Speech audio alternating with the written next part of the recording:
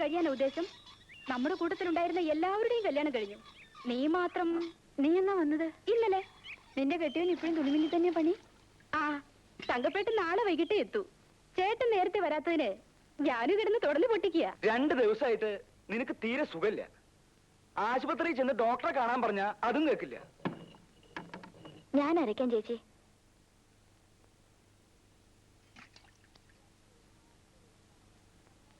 രണ്ട് ദിവസം ആശുപത്രി പോയി കിടക്കാൻ പറഞ്ഞ കിടന്നാലെന്താ? ഞാൻ ആശുപത്രിയിൽ പോയി കിടന്നാ മോളെ സ്കൂളിൽ അയക്കലോ ഇവിടുത്തെ കാര്യങ്ങളൊക്കെയും മുടങ്ങൂല്ലേ? ഓ, അത് സാരില്ല. അതിനിവിടെ അമ്മുല്ലേ? അല്ലേ അമ്മു? ഏതായാലും നീ ഒരാഴ്ച പോയി ആശുപത്രി കിടക്ക്. ഞാൻ പോണു.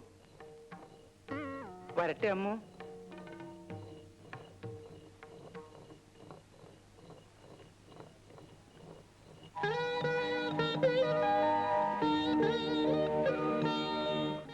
നിന്നെ ആരുടെയെങ്കിലും കയ്യിലേൽപ്പിച്ചാലേ എനിക്ക് സമാധാനമുള്ളൂ. ആശുപത്രി പോയി കിടക്കാൻ പറഞ്ഞത് എന്തിനാണെന്ന് എനിക്കറിയാം. നിന്റെ ചേട്ടന്റെ സ്വഭാവം അങ്ങനെയായി പോയി. ചേച്ചി ഒന്നുകൊണ്ട് വിഷമിക്കണ്ട. എന്നെ സൂക്ഷിക്കാൻ എനിക്കറിയാം ചേച്ചി.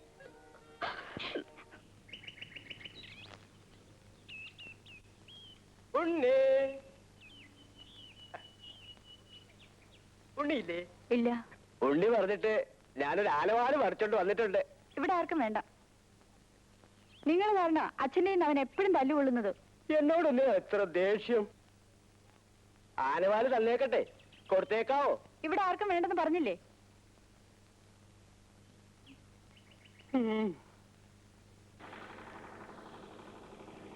രണ്ട് ബ്ലൗസ് തയ്ക്കണം. തയ്ക്കാലോ? അകത്തേക്ക് കയറൂ, അളവെടുക്കാം. അളവ് ബ്ലൗസ് ഞാൻ കൊണ്ടുവന്നിട്ടുണ്ട്. അത് കഴിഞ്ഞ ഓണത്തിന് തയ്പ്പിച്ച ബ്ലൗസ് അല്ലേ? അത് ശരിയാവില്ല.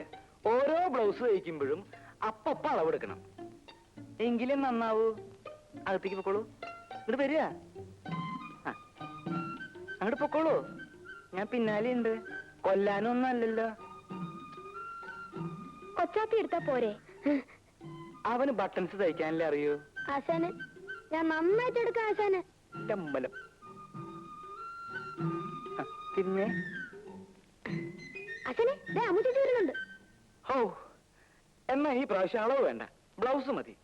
ചെല്ലേ ചെല്ലേ. എന്ന് തരും? എന്നാ വേണേ തരാം. ചെല്ലേ.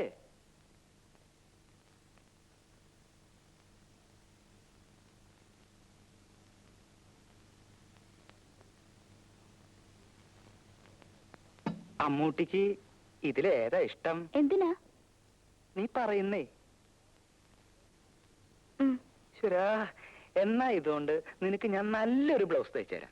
ഇത് ഓരോരുത്തരും തയ്ക്കാൻ കൊണ്ടുവന്ന തുണിയല്ലേ, എനിക്കൊന്നും വേണ്ട. നീ ഇതിട്ട് നടന്ന നല്ല ചന്തായിരിക്കും. ആശാനെ അളവ് എടുക്കണോ?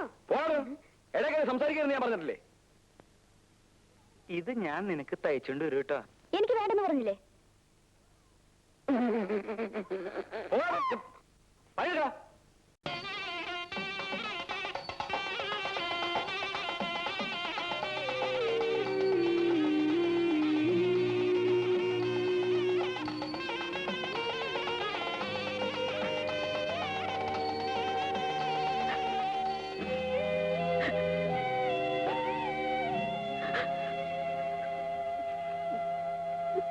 ചേച്ചി, ചേച്ചി എന്തിനാ കരയുന്നത്?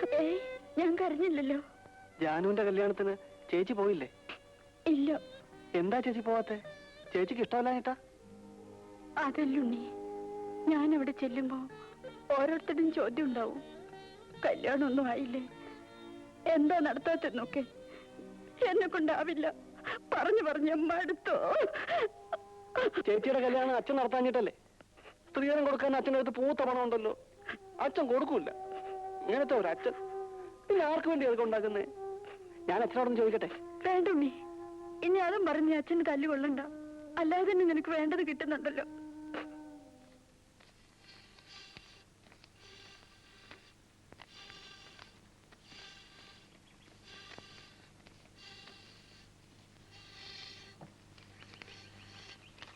അപ്പൊ കണക്കെല്ലാം ശരിയല്ലേ? കല്യാണത്തിന് തട്ടാര് വരാതിരിക്കുക കേട്ടോ. ഈ ചിങ്ങത്തില് മോക്ക് 18 വയസ്സ് തികയും. വയസ്സ് തികയാഞ്ഞിട്ട് സർട്ടിഫിക്കറ്റ് വാങ്ങി ദേവസ്ഥ കൊടുത്തിരിക്കുക. ഓരോ ഉത്തരവാദിത്തങ്ങൾ നേരത്തെ അങ്ങ് തീരുമല്ലോ. അപ്പൊ ഗോപാലനാർ ഇറങ്ങല്ലേ? ഓ ശരി, എന്നാ ചെല്ലേ.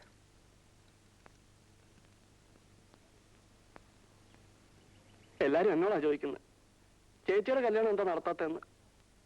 നമുക്ക് നടത്തണ്ടേ ചേച്ചാ? ആങ്ങളുടെ കാശുണ്ടായിരുന്ന നേരത്തെ അങ്ങ് നടത്തിക്കൂടായിരുന്നോ? എന്റെ കാശില്ല, അച്ഛൻ്റെ അടുത്ത് പൂത്ത പണമില്ലയോ? ഇവിടെ വരുന്നവർക്ക് പെണ്ണിനല്ലേ പണമല്ലേ വേണ്ടത്? അച്ചിട്ടാര് പൊന്നും പണം കെട്ടി വെച്ചിരിക്കല്ലേ വാരിക്കോരി കൊടുക്കാൻ. അച്ഛനിങ്ങനെ പണം കൊട്ടി പിടിച്ചോണ്ടിരിക്കുന്നതിനാ? ചത്തു പോകുമ്പോ കൊണ്ടുപോകാൻ പറ്റുവാണോ? മിണ്ടാതെ അവിടെ നിന്ന് പടതോണം. അച്ഛനിങ്ങനെ നാട്ടുകാരെ പറ്റിച്ച് കാശ് വാങ്ങിയാലേ അതിന്റെ ശാപം മുഴുവൻ കിട്ടുന്ന മക്കൾക്കാ. കഴിവേറി നീ എന്നെ നേരെ സംസാരിക്കാതെ അല്ലടാ, അടിച്ച അസ്ഥിയാ ഓടിച്ചോളയും. ആ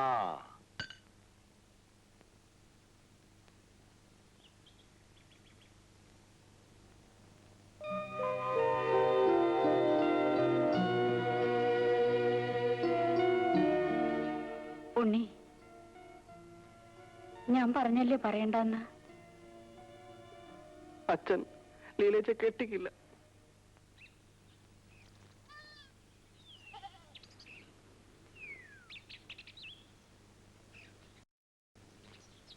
ഭാർഗവനെ, ഭാർഗവനില്ലേ ഇവിടെ? ഇല്ല, കടയിൽ പോയിരിക്കുക. കടയിൽ നിന്നാ വരുന്നത്, അവിടെ ഒന്നും കണ്ടില്ല. മുതലോ തരുന്നില്ല, 3-4 മാസമായി പലിശ നിന്നിട്ട്. ഇങ്ങനെ പോയാ എങ്ങനാ? അവൻ വരുമ്പോ പറഞ്ഞേര്. എന്താ ഇവിടെ കല്യാണം ഒന്നായില്ലേ? പലയിടത്തും പറയുന്നുണ്ട്, ഒന്നും ശരിയാവുന്നില്ല.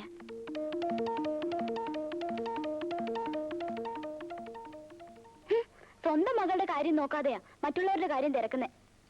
കാശ് ചെലവാകുമെന്ന് കരുതിയാ ലീലയെ കെട്ടിച്ചയക്കാത്തെ. പാവം, അവൾക്ക് 18 വയസ്സായി. ഒന്നും കൊടുക്കാതെ ആരെങ്കിലും കെട്ടിക്കൊണ്ടുപോകുന്നു കരുതിയിരിക്കുക തട്ടാര്. ഇക്കാലത്ത് അത് നടക്കുവോ? എനിക്ക് അവളെ കാണുന്നത് ദേഷ്യ.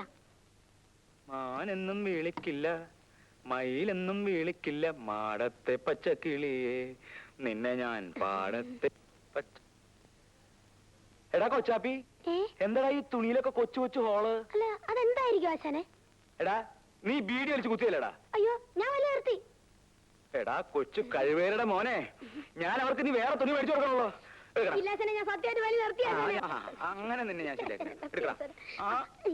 അയ്യോ, സിഗരറ്റാ? ഓ, വിൽസ് പാക്കറ്റില് ചാർമിനാറാ? അതെ, ആശാന്റെ കടയ്ക്ക് ഒരു വെയിറ്റ് കിട്ടാൻ വേണ്ടിയല്ലേ? നിന്റെ ഒരു വെയിറ്റ്. ഓ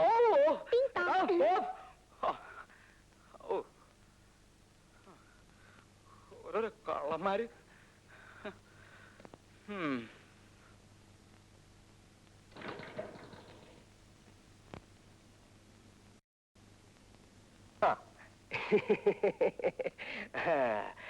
വീട്ടിൽ പോയിട്ട് വരുന്ന വഴിയാ. ആഹാ, അനിയത്തി പെണ്ണിനെ ഒരു നല്ല കാര്യം ഞാൻ സെറ്റപ്പ് ചെയ്തിട്ടുണ്ട്. സിനിമാ കൊട്ടയിൽ ഓപ്പറേറ്ററാ. ആഹാ. കല്യാണം കഴിയുന്ന അന്ന് മുതല് നിനക്കും നിന്റെ സ്വന്തം ഭാര്യയ്ക്കും ഫ്രീ സിനിമ കാണാനുള്ള സെറ്റപ്പ് ഞാൻ ചെയ്തിട്ടുണ്ട്. അടുത്ത വ്യാഴാഴ്ച ചെറുക്കനും കൂട്ടരും പെണ്ണ് കാണാൻ വരുന്നതിനുള്ള സെറ്റപ്പും ഉണ്ടാക്കിയിട്ടുണ്ട്. ആഹാ. വലിയ സ്ത്രീധനമൊന്നും കൊടുക്കാത്ത തരത്തിലുള്ള സെറ്റ്. ഒരു കാര്യം, അവൾ എന്റെ ഭാര്യയുടെ അനുജത്തിയാ. എന്നാലും ഉള്ളത് ഞാൻ പറയും.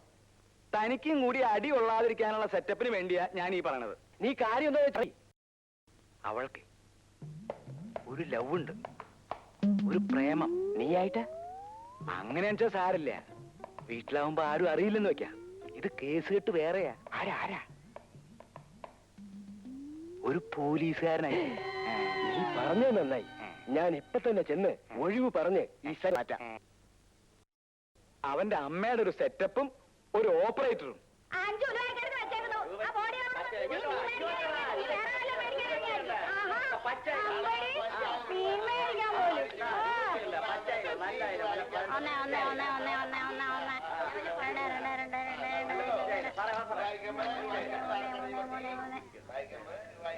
ഇതിനെന്തോ ആവില്ല?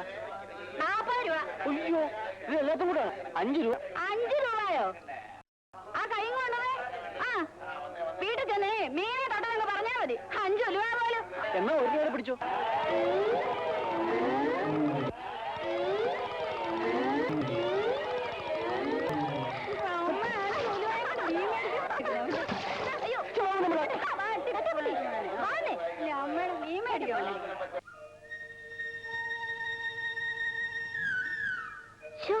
എന്തൊരു നാറ്റം.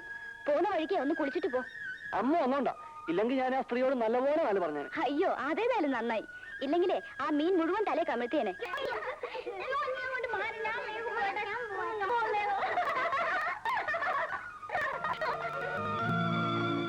പഠിക്കാത്തതിന് പാറൂട്ടി ടീച്ചറുടെ തല്ല് എന്നും എനിക്ക് കൊള്ളുമായിരുന്നെങ്കിലും ഈ കുട്ടികളെ കാണുമ്പോഴാ ആ കാലം കഴിഞ്ഞതിൽ വിഷമം തോന്നുന്നത്.